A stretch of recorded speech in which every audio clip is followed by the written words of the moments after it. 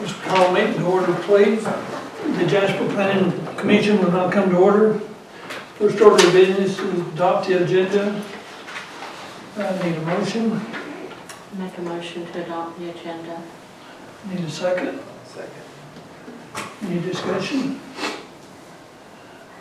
Those in favor say aye. Carried. Need Mr. Douglas, if you will, read the minutes of the last meeting. Yes, sir. Mr. Chairman, the minutes from the Planning Commission public hearing on Tuesday, June 18, 2019. Robert Walker, acting as Commission Chairman, called the meeting to order promptly at 6 p.m. It is noted that Commission Member Luke Copeland is absent. Chairman Walker asked that the agenda be reviewed and approved by the Commission. Commission Member Martha Poole made a motion to approve the agenda. Chairman Walker seconded the motion. Motion carried unanimously. City Clerk Lisa Hoyle read the minutes of the May 9, 2019 public hearing. Commission Member Martha Poole made a motion to adopt the minutes as read, and Chairman Walker seconded the motion. Motion carried unanimously. Chairman Walker recognized Sonny Underwood, Director of Planning and Zoning, and City Manager Brandon Douglas to present to the Commission a request from Dean Woodall applicant to request a zoning change on the following parcel numbers. Parcel number 065055002 of 17.3 acres located at Highway 515 South, 065054003 of 5.99 acres located at Green Road, 0650553 of 7.82 acres located at Green Road. The parcels are owned by Gary Copeland and Scott O'Connor. Mr. Douglas stated the applicant is requesting the property be changed from C1 General Commercial to RA Residential Agriculture. He stated additionally, the applicant is asking the parcel to be considered for conditional use as a planned unit development. Mr. Douglas stated that city staff analyzed the request and there were no issues preventing the rezoning of the property.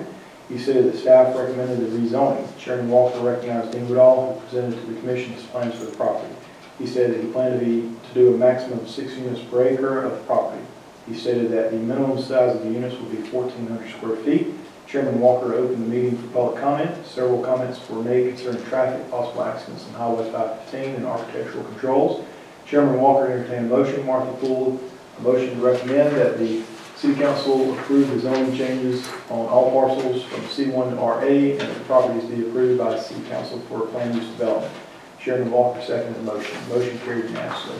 Chairman Walker recognized Mr. Underwood and Mr. Douglas to present to the Commission request from Cynthia Navarro, applicant and owner, to request annexation of parcel 043B100 of 0.4 acres located at 160 Old Tate Road into the city as R1 low density multifamily residential. Mr. Douglas stated that Mr. Navarro wished to annex into the city in order to connect to city sewage. He stated that city staff had analyzed the request and there were no issues preventing the annexation and zoning. He stated that staff recommendation, the annexation and zoning requests. Chairman Walker opened the meeting for public comment. There were no comments from the public to support the proposing annexation of zoning. Chairman Walker entertained a motion. Commission Member Martha Poole made a motion to annex parcel 043B100 into the city of R1. Chairman Walker seconded the motion. Motion carried unanimously. Martha Poole made a motion to adjourn. Chairman Walker joined the meeting. That is all, Chairman. Okay. Excuse me, need a motion to approve the minutes as read. Make a motion to approve the minutes. Okay, need a second. All those in favor? Okay. No old business or new business. Mr. Douglas, you'll explain that to us. Yes, sir. Chairman and Commission members and audience, tonight staff is presenting before you a public hearing to consider integrating or modifying the Planning and Zoning Ordinance to add a special land use permit. This would be a supplemental use regulation. Currently, right now, you have certain zoning designations ranging from residential to industrial. And if someone wants to come in and there is a use that is not as clearly defined or it's requiring a rezoning, it's a pretty straightforward matter. One of the tools in land use and planning and zoning that a lot of municipalities and organizations use is something called a SLUP, a special land use permit. So you have a use by right, so you can use that piece of property for that by right. So it doesn't require a rezoning. It's C2 commercial, and you can use it for a car wash.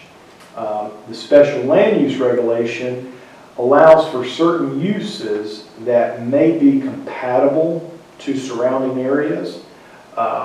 And you can request, instead of rezoning the whole parcel, because maybe you own the property and you have an intended user that wants to rent that property from you. So it's predominantly for commercial type ventures, but you don't want to rezone because in the future, there may be a different use. It's just that in the whole list of categories of our zoning ordinance, there's just a bunch of uses. And specifically, for instance, in our land use, you have a manufacturing establishments involving the mechanical or chemical conversion of raw materials into semi-finished or finished products. That is in the M1 zoning designation. What I have done is incorporated that as a use that could be compatible with C2, because in C2, it does allow for manufacturing establishments, just not of raw materials into semi-finished wood. So if you came in with some wood and you're doing some cabinetry, that's what you could go into a C2. So the land use is not incompatible per se with maybe your neighbor who's doing a traditional assemblage type something that meets the C2. So it's just a mechanism to allow kind of administrations to talk with business owners or property owners to say, well, it may not be a candidate for a rezone, so you may not want to just rezone it to an industrial zoning, because then that sets you up to a whole another bunch of uses, and maybe your neighbors are all well within your allowable uses, so you have a special land use permit that you can petition the city for. And then it goes through the process of city council, and because it's not a rezoning, you don't have to come before the planning and zoning board.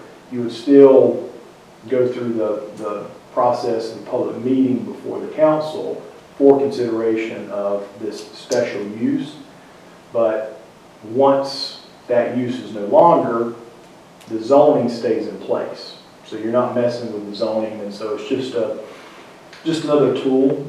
We had talked to council about this. There was an area in the city that of about 30 or so businesses, there were probably 5 or 6 businesses that, other than on paper, they were essentially doing the same thing as their neighbors, but they would be classified as an M1 user.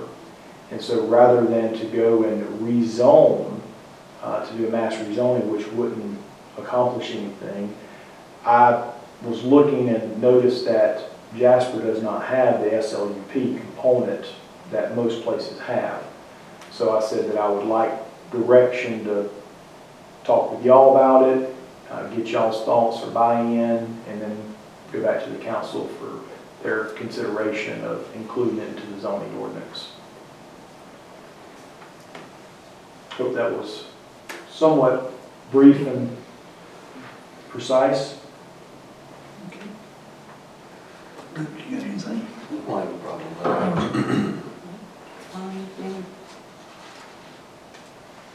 If we need a motion, anybody in the audience want to say anything? Okay, need a motion to consider this, please? I'll make a motion.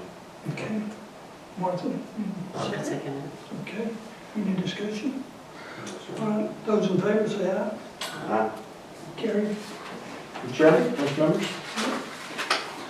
All right, I guess, we need to adjourn. Martha, will you make a motion, please? I'm sorry. Make a motion to adjourn, please. Yes, I make a motion to adjourn.